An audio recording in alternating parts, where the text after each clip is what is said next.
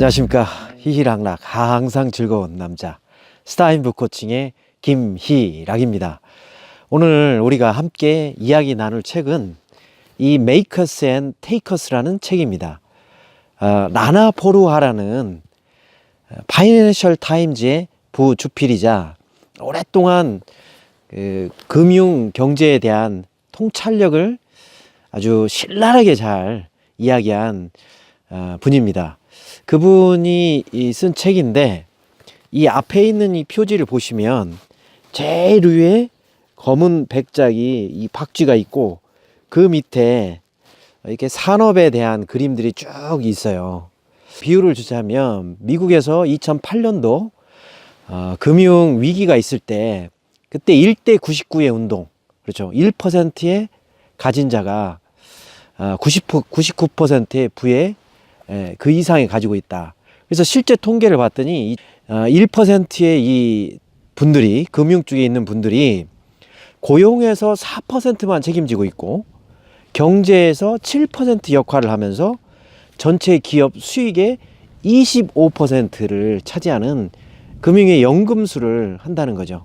이런 부분에 대해서 이제는 조금 뭔가 달라져야 된다.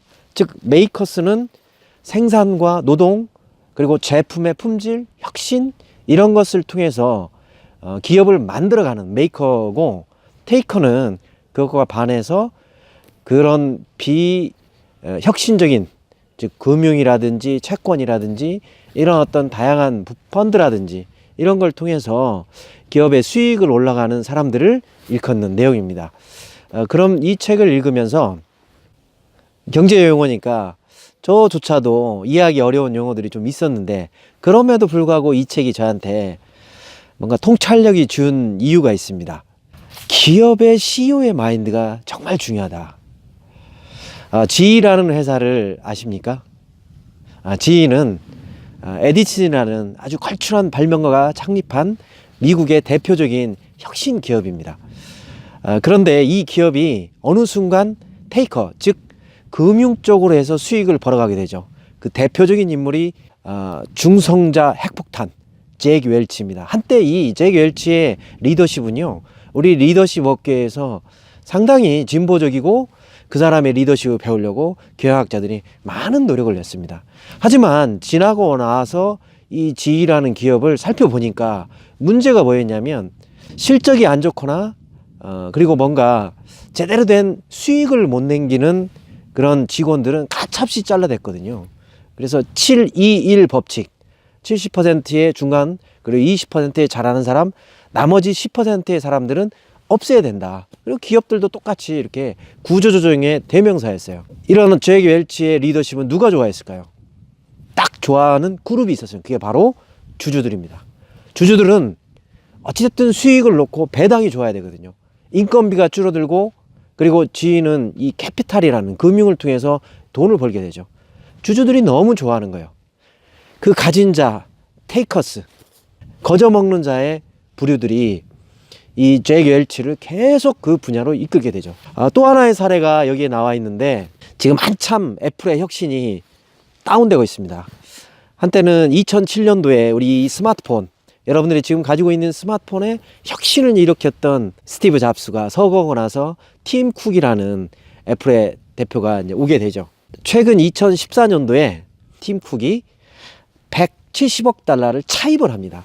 불과 몇 년 전만 해도요, 지금은 조금씩 이제 애플이 살아가지만 현금 자산만 해도 몇십억 달러 이상의 가지고 있는 사람들이 왜 이 채무를 하냐? 이유는 한 가지입니다. 주주들이 좋아하니까요. 왜냐하면 있는 돈을 더 부가가치로 올리니까 주가가 올라가거든요. 오늘도 보니까 숨쉬기가 너무 좋아요. 그러면서 제가 깨달은 비결이 뭐냐, 찬바람이 부니까 맑은 하늘이 드러나고, 경기가 힘드니까 진짜 실력이 드러난다는 거죠. 혁신과 메이커적인 역할을 했던 기업들은 지금의 어떤 힘든 상황들을 헤집어 나가고 있고, 그런 혁신의 틀을 무시하고 돈 버는 데에 급급했던 기업들은 이런 어려운 상황이 돼가기 시작하니까 기업의 수익들, 또는 기업의 성장들이 본질이 드러난다는 거죠. 그런 의미에서 이 책에 우리 기업인들이 통찰을 얻을 수 있다, 그런 생각이 들었습니다.